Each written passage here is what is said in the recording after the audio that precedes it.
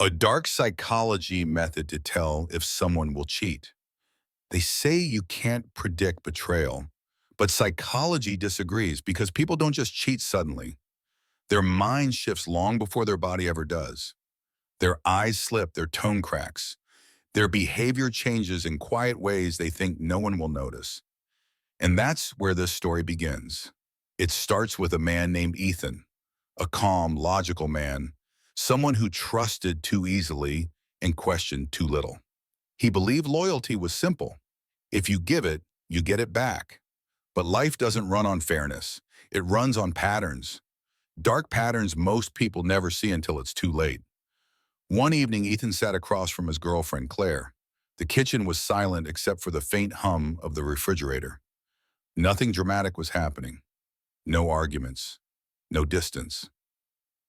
No visible cracks. But something felt wrong. She wasn't avoiding him. She wasn't angry. She wasn't even cold. She was different. Subtly, silently, dangerously different. Psychology says a cheating mind gives itself away through three invisible shifts. Not gestures, not words, not excuses, but micro behaviors. Claire showed the first one. Her curiosity disappeared. She used to ask Ethan everything, his day, his projects, his thoughts, the things he was building, the things he feared.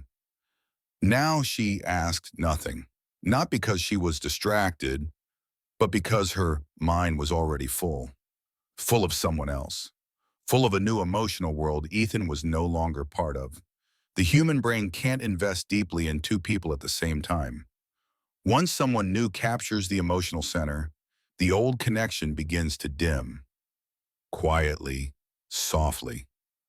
Like a light losing power, Ethan noticed it when Claire looked at her phone and smiled at something he didn't say. A soft smile, the kind you can't fake, the kind that never lies. He asked casually, "Everything okay?" She nodded with a quick automatic, "Yeah, just work stuff." But psychology has a rule. When someone hides something meaningful, they replace details with vagueness. Work stuff, friend stuff, just stuff. Vague words are emotional shields. Ethan didn't react. He just watched. He watched her lock her phone faster than she ever used to. He watched her tilt the screen slightly away. He watched her body lean a bit to the left, away from him, toward the invisible person taking space in her thoughts. Most people think cheating begins physically. It doesn't. It begins cognitively. The moment the mind starts seeking validation somewhere new, the body simply follows later. Days passed. Claire became more patient with strangers, but more irritated with Ethan. Another dark sign. When guilt starts building, the brain tries to push the innocent person away to justify the shift. It's a psychological defense mechanism. If I convince myself you're the problem, then my betrayal makes sense. She snapped at small things. Not loudly, just sharply, emotionally miscalibrated responses. Why are you asking me that? Can we not talk about this right now? You're overthinking. Words that hold no meaning, yet reveal everything. Ethan didn't argue. He simply observed, emotionless. Still, deep inside, he knew something had changed, but he wasn't ready to confront it yet. Not without proof, not without understanding the pattern behind it. Then came the second sign. Claire began rewriting her schedule. People don't change their routines unless something or someone changes their emotional structure. Suddenly, she was working late, meeting old friends, helping coworkers, running errands, all without specifics. When Ethan asked who she was meeting, she deflected. When he asked when she'd be home, she was vague. When he tried to talk, she ended the conversation with a quiet, "I'm tired." But the tiredness wasn't physical. It was emotional withdrawal, a disconnection she wasn't brave enough to admit. The human brain withdraws from what it's replacing, not out of cruelty, but out of cognitive overload. Claire wasn't cheating physically, not yet, but the blueprint was forming. The psychological doorway was opening. One night, Ethan walked into the living room and saw Claire texting, laughing quietly, her face lit by the soft glow of her screen. A glow that had nothing to do with the phone and everything to do with the person on the other side. He didn't ask who it was. He didn't demand answers. He didn't accuse her. Because dark psychology says, if you confront someone too early, they will hide deeper. But if you observe silently, you see everything. And Ethan was learning to see. Claire's behavior grew stranger. She started dressing differently for small outings, fixing her hair more carefully, using a tone of excitement she no longer used with Ethan. She wasn't cheating, but she was preparing herself to. Psychology calls this the identity shift. Before someone cheats, they don't change partners, they change themselves. Their sense of self evolves into someone who wants to be wanted again, someone who craves validation, someone who is stepping out of the relationship emotionally but hasn't crossed the physical line yet. Then came the third shift, the final psychological sign before betrayal becomes inevitable. Claire became extremely kind, not loving, just kind, soft, gentle, almost overly careful with her words around Ethan. A kindness born out of guilt. When someone is emotionally attached elsewhere, they start treating the original partner like fragile glass, not because they care, but because they'll feel responsible for the hurt they haven't caused yet. But no, they will. Guilt makes people polite. Ethan saw all three signs clearly now: the fading curiosity, the rewritten schedule, the softened, guilt-driven kindness. He finally understood that Claire wasn't just drifting, she was transitioning. Her heart had already left the relationship. Only her body was still here. But he still didn't confront her. Not yet. Because there was one more psychological layer he needed to understand. One that would reveal the truth behind every future betrayal. One that would show whether Claire's behavior was temporary or a sign she was preparing to cross a line she could never come back from.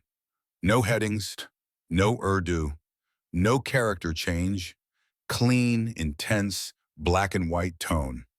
Ethan didn't sleep the night he realized the truth, not because of fear, but because of clarity. Sometimes the mind becomes frighteningly sharp when the heart finally stops making excuses. He wasn't looking for a confession anymore. He wasn't chasing explanations. He wasn't trying to save anything. He just wanted to understand how far Claire had already gone, and whether she even noticed the shift inside herself. The next evening, he watched her walk around the apartment with a softness that wasn't real, a gentleness shaped by guilt, a careful tone that only appears when someone is hiding something they don't want to admit. Not yet. Psychology says the guilty don't avoid you. They overmanage you. They become safer, calmer, more predictable, because they're terrified their inner world might leak through. Claire was exactly that. When Ethan finally spoke, he didn't raise his voice. He didn't accuse her.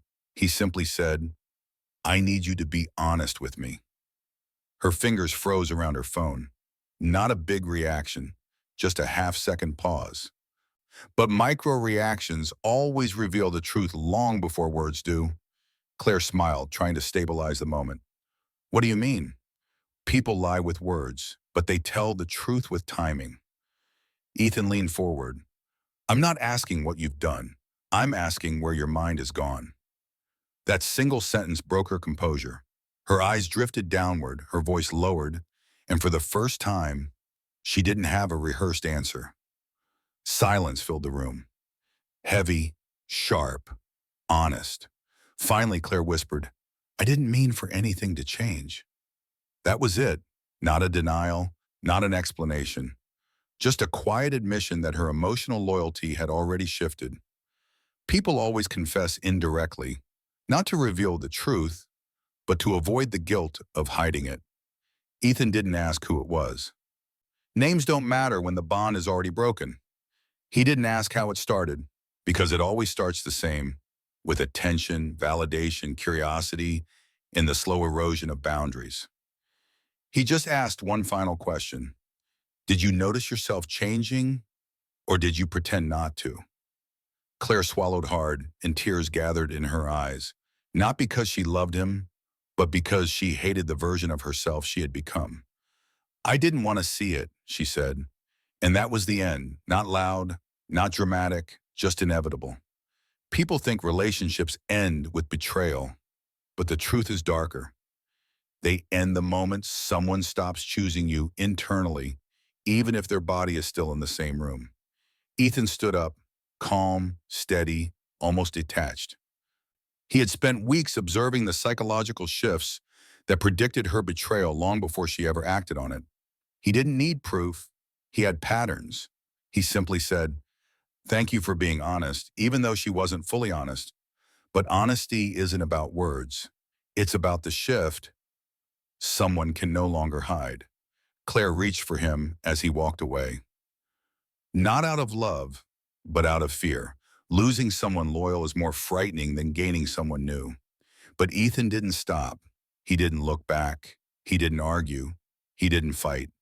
Because once you understand the psychology behind betrayal, you stop seeing it as a shock and start seeing it as a predictable ending. People don't cheat by accident. Their mind travels first. Their loyalty fades next. Their behavior shifts quietly in between. And by the time they cross the line, the relationship has already died in silence. That's the dark method most people never see.